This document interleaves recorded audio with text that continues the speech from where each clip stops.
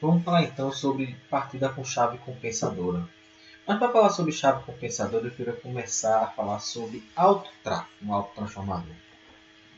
Como é que é o funcionamento de um autotransformador? Você já, provavelmente muitos de vocês já devem ter visto um transformadorzinho que o pessoal vende, 220/110, né? Mais ou menos parecido com esse carinha aqui, tá? Isso aqui nada mais é do que um autotransformador. O que é um autotrafo? O autotrafo ele tem o núcleo dele, só que diferente dos transformadores convencionais, ele não tem duas espiras. Ele tem apenas um conjunto de espiras e eu tenho acesso a interseções no decorrer do seu enrolamento. Nesse exemplo específico, eu estou falando de um transformador 110/220 que é vendido no mercado aí. Então eu tenho uma espira única, na qual eu aplico os terminais 220 volts. E no outro terminal eu tenho exatamente esse trecho da espira, esse trecho das bobinas. Metade da espira seccionada, eu tenho esse terminalzinho conectado. Então, se eu medir a tensão que tiver nesse terminal, eu vou medir 110 volts. Isso é para ter uma ideia de como é que funciona um autotransformador. No caso da chave compensadora, não é uma coisa pequena que a gente vai trabalhar, né?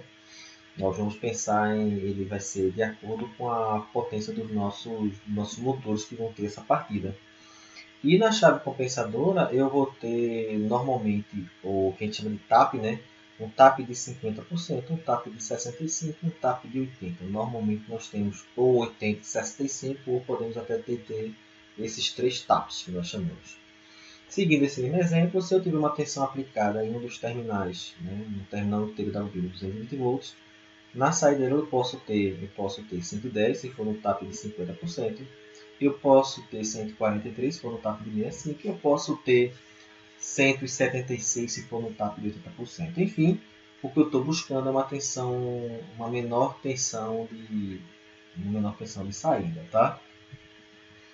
Como é que funciona a questão do autotrafo como chave compensadora? O que eu quero, no fundo, o que eu quero é diminuir a tensão sendo aplicada no meu motor, né? E claro, aquela corrente de partida é uma corrente elevada. Então, se eu reduzo a tensão que está nos terminais do motor, eu vou reduzir a corrente de partida. Quando eu faço a chave estrela-triângulo, eu faço mais ou menos isso. Eu reduzo a tensão da minha espia para a raiz de Taylor, o valor da minha tensão nominal, e depois aplico a minha tensão cheia. No nosso caso, eu vou usar uma compensadora para que eu aplique ou 50% da tensão nos nossos terminais, ou 65% ou 80%. E aí eu vou ter uma corrente de partida um pouco reduzida, e à medida que o motor vai ganhando velocidade, eu posso passar para 100% da tensão ou ter um avanço gradual na minha tensão nos terminais do meu motor. Quando eu uso a chave compensadora, eu tenho naturalmente impacto no meu conjugado, na minha corrente de partida, mas eu tenho também um impacto no meu conjugado. O catálogo dos motores VEG, eles apresentam uma tabela com dois fatores, né? Então, de acordo com a tensão que você está aplicando nos terminais do seu motor, isso aqui representa o percentual de tensão em relação à tensão nominal. Aqui eu tenho 100% da tensão nominal, aqui eu tenho 80%, né? Eu vou ter uma redução da minha corrente de partida, baseada nessa linha, nessa curva, e eu vou ter uma redução no meu conjugado, baseado nesta curva. Considerando essa tabela, e no nosso exemplo, se eu aplicar um TAP de 50%, eu teria uma corrente de partida 40% menor, né? E eu teria um conjugado 20% menor do meu nominal. No TAP 65 cairia para 55% da corrente de partida e 36% do conjugado de partida. E no TAP de 80% eu cairia para 72% da corrente de partida e 58% do meu conjugado de partida. Então, percebendo já a diferença entre a chave de partida compensadora e a estrela-triângulo, a estrela-triângulo reduz a 1/3 do valor, mas o conjugado também cai a 1/3. Aqui, se eu reduzo a minha tensão a 1/3 do seu valor, o meu conjugado cai para... A minha corrente de partida cai...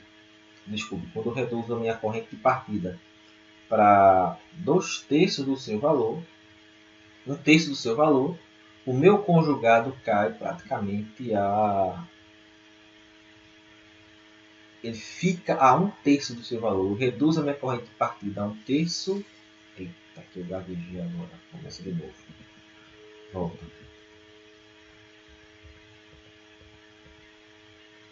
Então, baseado nesse gráfico, nós podemos ter a seguinte informação. No TAP de 50%, eu teria 40% da minha tensão nominal, né, na minha corrente nominal de partida, mas reduziria a apenas 20% do meu conjugado de partida. Quando eu subisse meu TAP para 65%, eu teria 55% da minha corrente de partida e 36% do meu conjugado de partida nominal.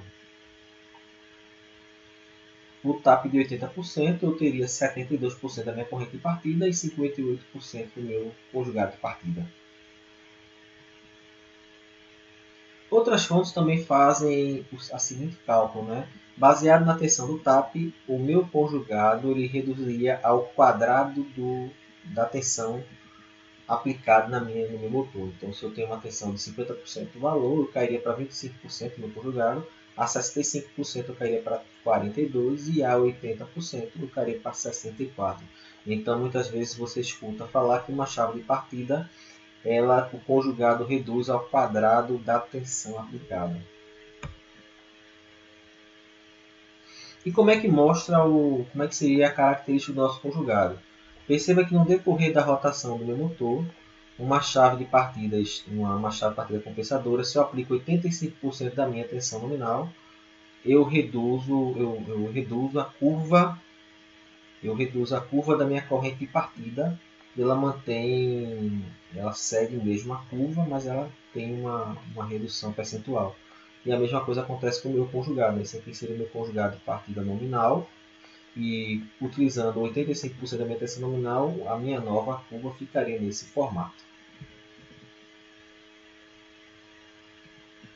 Quais seriam as vantagens dessa minha chave compensadora, né?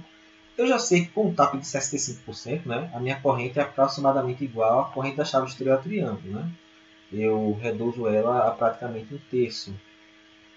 Mas o que acontece é que quando eu faço o pulo, né, eu tiro a minha chave compensadora e coloco a tensão direto, eu não tenho aquele pulo de corrente, porque como o meu autotransformador ele está lá conectado, então por um curto tempo ele se torna uma reatância, ele impede que ocorra uma variação de corrente com a mudança da chave nos terminais do meu motor. E eu posso também fazer uma variação gradual, né?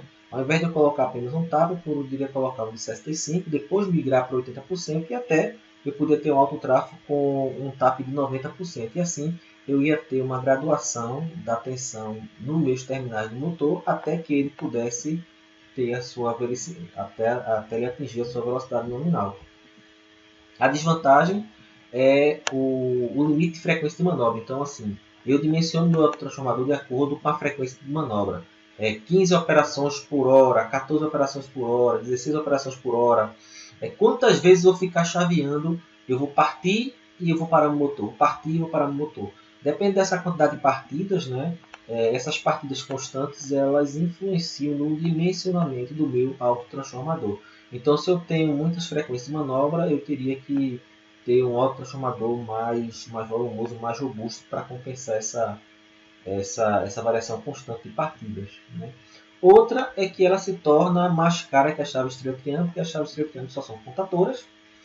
E agora eu tive que comprar um autotransformador para acrescentar a minha composição, então ela se torna mais cara. Como ela se torna mais cara também, porque o autotransformador ele é volumoso, e aí acaba tornando o conjunto também mais caro. E por fim, o impacto no conjugado do motor ele é maior porque ele é reduzido ao quadrado da tensão do TAP ajustado. Enquanto na estrela triângulo reduz a um terço e o conjugado a um terço, nesse caso o conjugado é reduzido a um valor maior. E por fim, essa seria o nosso diagrama de força e o de comando, nossa partida com chave compensadora. Né? Seguindo a mesma lógica da chave estrela-triângulo, eu tenho as minhas 3 contadores. Então, primeiro eu vou partir o meu motor ligando a minha chave K2 e K3. Eu vou colocar uma tensão reduzindo os terminais do motor. Depois eu abro esse meu circuito e fecho a minha K1 para que agora eu tenha o meu motor na minha tensão nominal. Eu não preciso ter 6 terminais, eu só preciso ter os terminais de conexão do meu motor, né, para poder fazer o uso dessa chave compensadora. E por fim, seguindo a mesma lógica, né, eu posso também utilizar a chave de partida série paralelo. Nessa questão da chave série paralelo, eu teria que ter um motor com dupla tensão, né, em estrela ou dupla tensão em triângulo. Normalmente, o que é mais comum é você ter uma dupla ligação 220/440, então ele vai ligar primeiro em 440, mas a tensão nominal é 220 volts. E aí eu vou ter uma tensão aplicada menor na minha espira, para depois eu partir para a tensão nominal. Então, no fundo, o que eu quero mesmo numa chave de partida é reduzir a minha tensão nos terminais do meu motor. E fechamos aqui com, com o diagrama de força e de comando para essa chave série paralelo.